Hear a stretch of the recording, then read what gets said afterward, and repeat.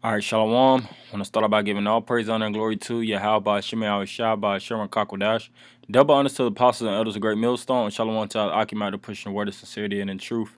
So this brother Bars off from Great Millstone, Atlanta, and I just got this lesson going into these elitists, and their hidden agenda. This is one of many plans that these elites. And when I speak about the elites, I'm talking about you Rothschilds, you Rockefellers, Oppenheimers, these multi-billionaires, lesser luminaries, also the blue bloods or the high class, if you will. They have agendas to live forever, to conquer the world, to keep the the blacks, Hispanics, and Native Americans in a perpetual slavery and at the bottom of for eternity. All right, and this is one of their plans of the future of self-preservation. And I'm gonna read it. The title, it says, "From young blood transfusions to apocalypse insurance, weird ways tech billionaires are trying to live forever." Right. So these tech billionaires, which these are nothing but high-level wizards and sorcerers, they put their energy into mechanics and machinery, and they look to merge themselves with machine to become damn near cyborg, man. That's why you have these different movies pertaining to half man, half machine, a cyborg with a mechanical heart, or certain technology imposed or impressed upon their consciousness. You know, to give them extra enhanced abilities, to never get tired, to always be like a supercomputer, to live forever, and to have influence throughout the cyberverse, so to speak, and upon really multiverses, the reality, because reality is being built upon the internet. We're living in the internet of things. Everybody has a cell phone. Everybody's life is sourced within the web. So if they could actually have fully tap into this technology, then they basically have what is known as omnipotence. All right, that's why you had this movie that come out back in the day. I think it was Transhumanism. You had another movie with the woman, the girl who had she had a certain pill. I forget the exact movie's name, but she actually was at the end of the movie. She merged into technology, and she basically was she had full omnipotence. But I'm gonna continue. It says, "It's simply not enough for billionaires to have everything they ever wanted. They need eternity to enjoy it too. At least a dozen of the world's richest men have plowed millions into bizarre ways to live forever. Here are 5 of the weirdest." And I'm not gonna read the whole thing, but starting off, it has the cure for aging.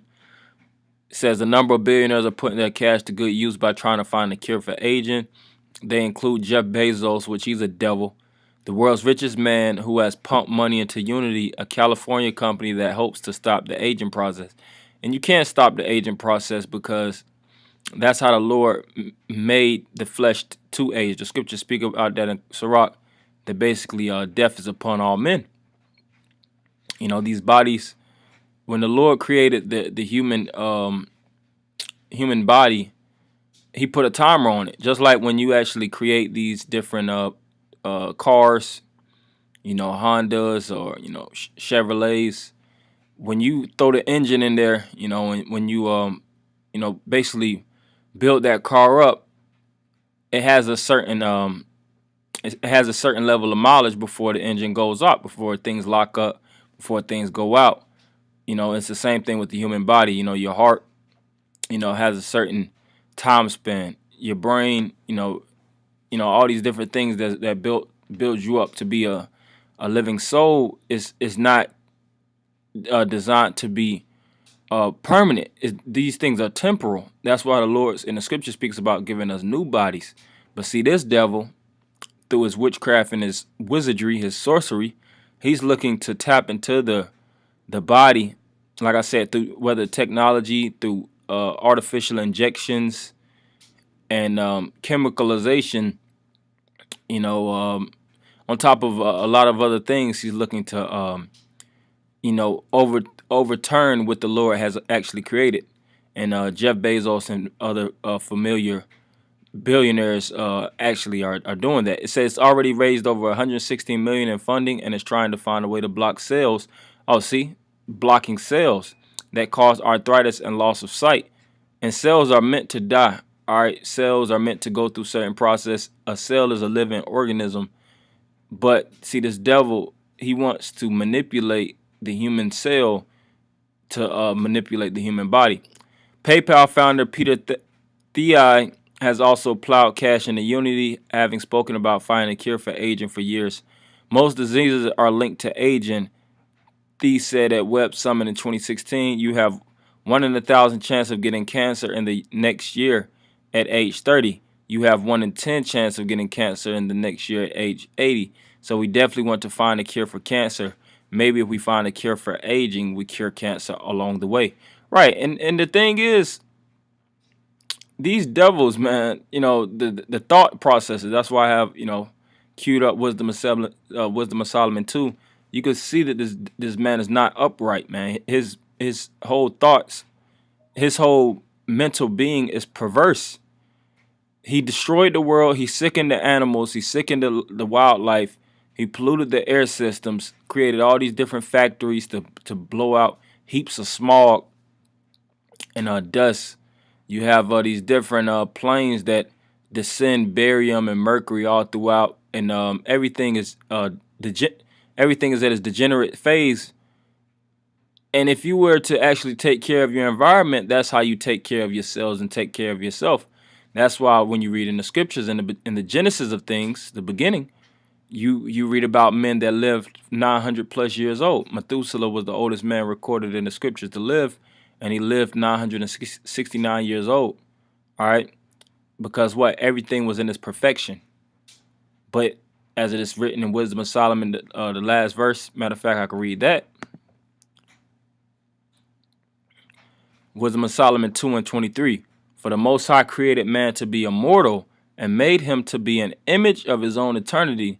Nevertheless, through envy of the devil came death into the world, and they that do hold of his side do find it. Right. So when Adam actually wanted to walk in the ways of the serpent, that's when death emerged into the world and everything started to have its die off. All right. It went from 900, 800, 700, 300, 100. Now, majority of these jakes could hardly even hit 90, man. It's an extreme die-off rate. But I'm gonna continue on. Computer chip in the brain. All right, it's June. Ain't no microchips. That's the saying that Nate said. But guess what? These things are in the workings, man. This is the prophecy of Revelation, the 13th chapter, the 15th, 16th verse. Soon to come to pass, and you have these tech giants. All right, it starts at the top, that's looking to manipulate this computer market of beast technology for omnipotence. All right, because the thing is about the microchip, it's levels to it. They're going to use the chip, or they're trying to tap into the chip hardware for eternal life, and they're going to give you all the brain chip, the microchip. When I say you all, I'm talking about the sheeple, the people that's going to blindly take it, as it is written, led his sheep to the slaughter. Chips to basically control and to keep you as a perpetual slave. But it says Tesla and SpaceX boss Elon Musk reckons he'll need a computer chip strapped to his brain to survive beyond 2100. The billionaire has been developing the technology called Neuralink because he thinks humans must become one with machines in order to survive being replaced by AI or artificial intelligence. Musk's plans to survive the human race involves wiring computer chips into our minds to merge us with artificial intelligence. He says brain-computer interfaces will turn humans into a genius super race. Right, so that's the next transition of Esau. He's looking to break through the threshold of just being a regular human, but like he says, he wants to receive the capabilities of being a super race, and he knows that he needs some form of um, hardware, some form of technology to help spike the human intelligence as well as physical capabilities.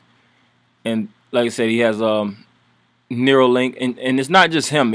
He's a billionaire. You know, you have millions of people that envy this guy. Millions of people, if not billions of people, that want to sit in the same seat as him, and they're looking to do anything that this dude does because he's the beacon and he's the light of the people. All right, whatever he pushes, wherever direction he flows, everybody is going to look to flock and follow due to the fact that he reached the apex that most people envy. Most people are jealous to receive, and they'll do whatever in their means to become a super genius, as he's speaking about. Because even him and all his wits and all his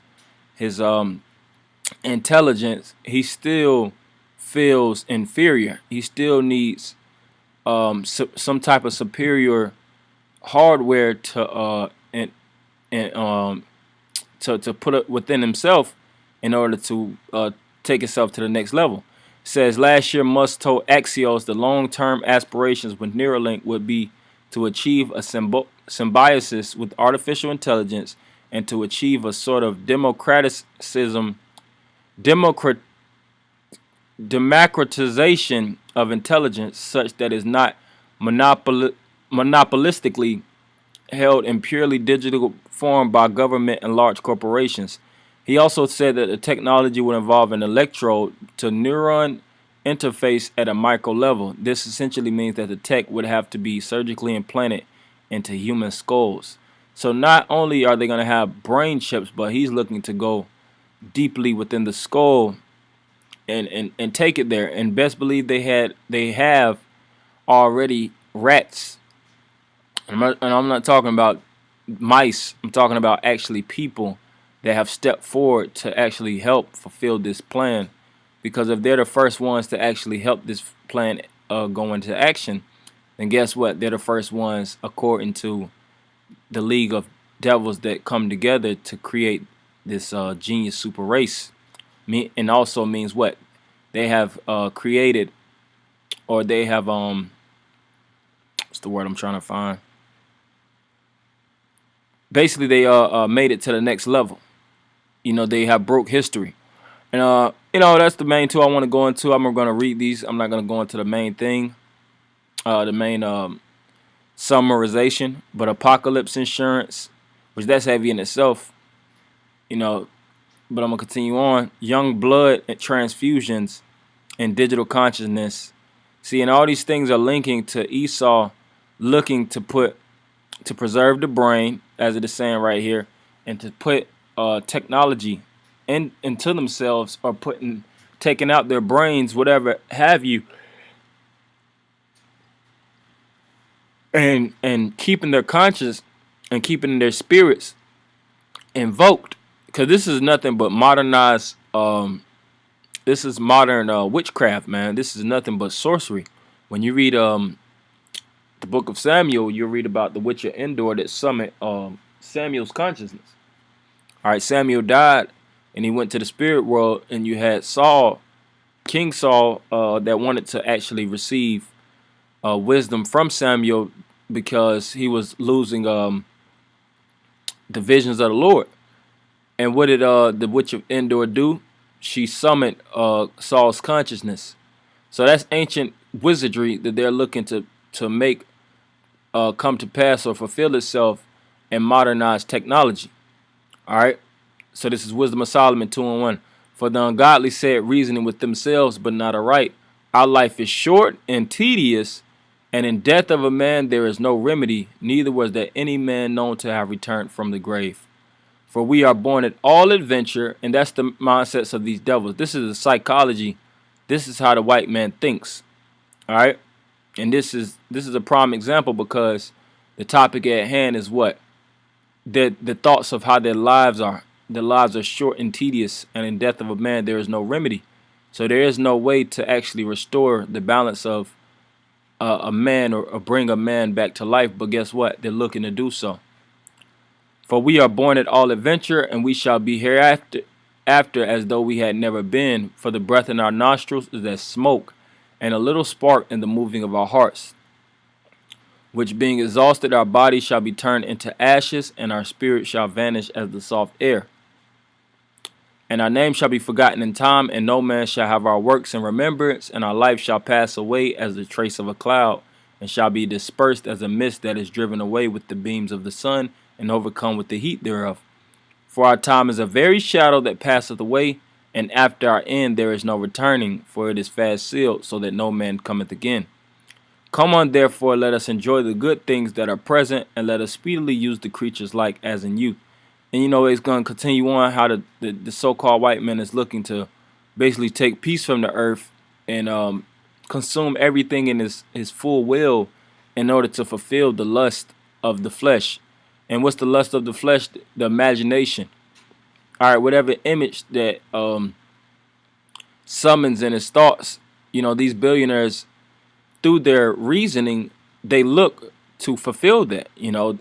If they got to throw millions into the plan, like I spoke about how these different plans, such as this, the cure for aging, 116 million, that's chump change to a lot of these multi-billionaires. But guess what? If they fulfill that, then they receive omnipotence, and they believe that they'll actually have the power of a God, a power of the Most High. All right, because these devils are looking to fight against the Most High, and distort everything that He actually has laid out, and create basically a new heaven and a new earth. All right, that's why you have what is known as the New World Order. All right, what's on the back of your dollar bill, and it's what's throughout the plans is etched in certain stones, such as the Georgia Guidestone, and those plans are to live forever. So this is 2 Timothy 2:3. Let no man deceive you by any means, for that day shall not come, except there come a falling away first, and that man of sin be revealed, the son of perdition. And that man of sin is being revealed. The veil is being lifted, and the son of destruction, or the son of perdition, which is the so-called white man, the Edomites, is being seen as plain as day to the ones that have eyes to see. All right. So who opposing and exalting himself above all that is called the Most High, or that is worship, so that he as God, omnipotence, sitteth in the temple of God. What is that? The temple is a place or a position of leverage, a position of godhood. And he's looking to obtain that, because what? The main thing that shows if you have influence and power is your finances, man. Showing himself that he is God. All right. So the Most High has to yank this devil out of power. That's why it tells you that the Most High shall pierce Leviathan, that crooked serpent, that crooked snake. All right, because the so-called white man has Job 9:24 took down all nations and put them under his foot, and he's looking to actually defile and defy the Most High and the angels. All right, through these different plans, through what he has in his plans to create. But the Most High Yahweh by Shem Yahweh Shab is going to destroy this devil, and he's going to use his men to do so.